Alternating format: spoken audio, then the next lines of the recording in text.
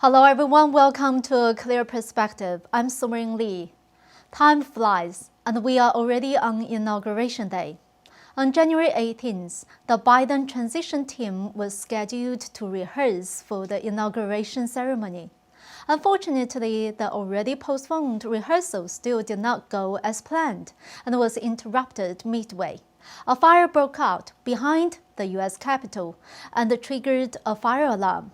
The city's fire department later confirmed that the fire came from a homeless tent beneath a freeway. The fire was small and was extinguished quickly. The fire interrupted the rehearsal and the participants were evacuated safely. These interruptions can be considered a bad omen. The inauguration rehearsal was originally scheduled on Sunday, January 17th, but was delayed due to security concerns. Then it was interrupted for safety hazards caused by a small fire. Is it just a coincidence? Many ancient Chinese philosophers would have seen these events as a warning from the heaven. I found this rather interesting, because it reminds me of a famous historical event that took place during the Qin dynasty in China at around 200 BC. During the waning years of the Qin dynasty, there was a powerful and corrupt counselor named Zhao Gao. He held absolute power in the palace. Historical records say that Zhao Gao decided all matters in the imperial court. He planned to overthrow the young emperor and take the throne, but did not know how many people were on his side. In order to test the loyalty of other ministers in the court, Zhao employed a famous act known as calling the deer a horse. He presented a deer to the young emperor as a tribute and said in front of the ministers that it was a horse. The young emperor objected and said it was a deer. Meanwhile, Zhao observed how everyone else reacted. Those who were loyal to the emperor told the truth and said it was a deer. There were also some who insisted that it was a horse, while others remained silent. As a result, the honest and upright ministers were persecuted by Zhao, and he soon dominated the entire court. After that, Zhao became even more unscrupulous and forced the emperor to commit suicide at age 24.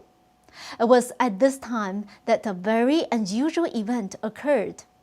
Historical records claim that as Zhao tried to ascend to the throne, the ground started shaking, and it seemed like the palace was about to collapse. Zhao thought that this was a coincidence.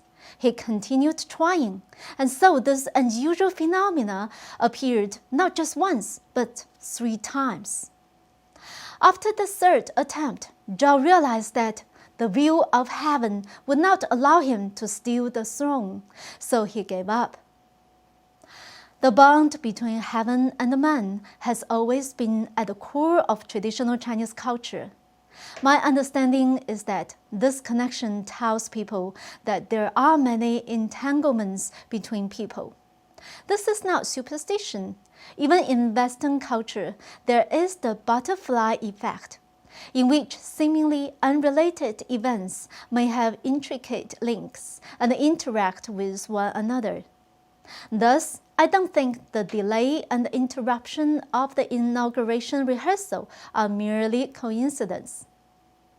On January 18th, General Daniel Hawkinson, the chief of the National Guard Bureau, shot a video near Capitol Hill in which he said that there were now up to 65,000 National Guard soldiers on duty in Maryland. This is enough to show that this inauguration is really quite unusual. Ms. Candace Owens posted a tweet last night saying, "I live here and can confirm this is true. Something isn't right here. It honestly looks like they are setting up for a military coup, not an inauguration. Not sure why the most popular U.S. president-elect of all time requires dictator-grade protection." Owen's comments are actually quite representative of the topic we discussed yesterday.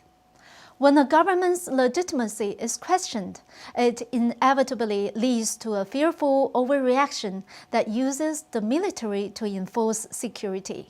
This evolves into a society when power is maintained by force.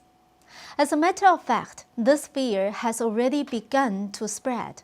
For example, the National Guard stationed in D.C. are going through a political vetting. On January 19th, Voice of America's White House Bureau Chief, Steve Herman, tweeted that 2 National Guard members have been removed from inauguration duties. The reason behind this was because they had ties to right-wing militias. According to NBC, around a dozen members of the National Guard have already been removed from inauguration duties. As you can see, the purpose for this vetting is different from before. In the past, only a small portion of people were vetted, but now everyone is going through the procedure. Furthermore, the current criteria is whether you are left-wing or right-wing. Once this precedent is set, it will be very hard to go back.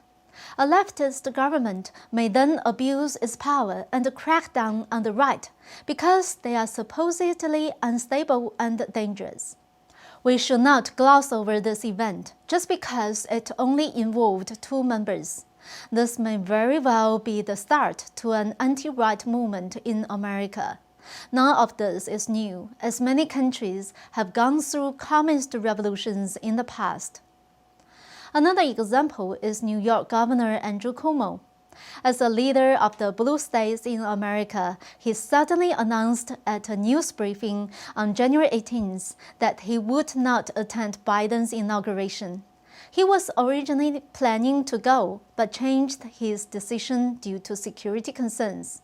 This is very interesting. After the January 6th storming of Capitol Hill, Cuomo was quick to offer National Guard troops to Washington, D.C. to help with the peaceful transition of presidential power. Now, Cuomo has openly refused to attend the inauguration. Either way, we can see that Cuomo has a keen political sense, or rather, he has a strong sense of fear.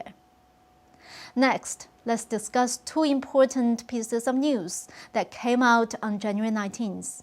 First, Senate Majority Leader Mitch McConnell, a person who previously did not declare his stance on the impeachment bill, publicly declared that the Capitol riots were President Trump's fault. McConnell directly attacked President Trump after recess, saying that the mob was fed lies. They were provoked by the president and other powerful people. And they tried to use fear and violence to stop a specific proceeding of the first branch of the federal government, which they did not like. According to McConnell, who posted a statement regarding the Senate schedule, quote, "The House of Representatives has voted to impeach the president. The Senate process will now begin at our first regular meeting following receipt of the article." McConnell's recent statement indicates betrayal. It means that he will probably push for the impeachment bill. This would not only prohibit President Trump from running for office in the future, but it would also deprive him from the protective measures that he would otherwise have as an outgoing president. If the bill passes, it would mean that after President Trump leaves office, he will not only face political backlash, but also potential danger to his life. So how many people will be needed in order for this bill to be passed? A 2/3 supermajority is needed. This means that, assuming all of the Democratic senators vote in favor of it, another 17 Republican senators will be needed. Can McConnell persuade 17 Republican senators to vote in favor of the impeachment? I don't know, but it seems to me that something provoked McConnell into releasing such a strong statement. As to whether it was a bribe or a threat, we just have to wait and see. Another important announcement came from the CIA, which we focused on yesterday. On the afternoon of January 19th, CIA Director Gina Haspel released an official resignation statement. Normally, the transition of a president would not lead to a change in the CIA director. Haspel could have continued her role even after Biden's inauguration. Last Friday, the document held by the My Pillow guy, Mike Lindau, revealed a suggestion to replace Haspel with Kash Patel. It seemed unusual that she decided to announce her resignation right after this. The suggestion for Patel to join the CIA was first proposed last year in November. Haspel showed a strong attitude against it and threatened to resign. The director of the CIA is usually nominated by the president and must be confirmed by a majority vote in the Senate. Using deductive reasoning, we can infer that Haspel's sudden resignation might mean that Patel, or someone with a similar level of trust from Trump, joined the CIA. This is probably what really happened. In that case, the chain of command that we talked about yesterday will probably come true. Next, I want to talk about President Trump's farewell speech. It was released on the afternoon of the 19th. The speech was nearly 20 minutes long, and President Trump covered many topics throughout the speech. He reviewed his major accomplishments over the past 4 years. He began by summarizing his domestic achievements, including several major trade agreements, unprecedented low unemployment rates, and record stock market highs. Moreover, he mentioned his other achievements, such as the development of the vaccine, strong national defense, and many successful military exploits. Since January 6, all the public speeches of President Trump and the First Lady Melania never mentioned the name Biden. Even when President Trump talked about the next administration, he avoided mentioning Biden's name. Of course, this is an insistence and conviction on the denial of Biden's legitimacy. In this speech, Trump harshly condemned political censorship of speech and said it was a destruction of core American values. As we have discussed before, we insist on many things because we know it is right, and not because we know we are going to win. We know it's the truth. We all know the most self-evident truth in this world. Good will always triumph over evil. But that does not mean that the process will be simple and straightforward. So no matter where we are in this process, each of us needs to hold on to our conscience and our sense of justice. At any time, we need to be able to say to our children and grandchildren that we did not lose our conscience and did not compromise with the evil in this battle.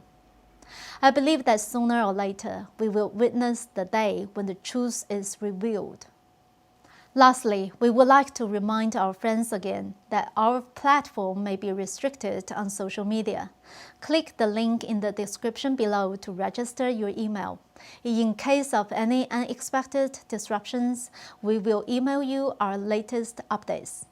Please also rest assured that your email will not be used for any other purposes. Thank you, and see you next time.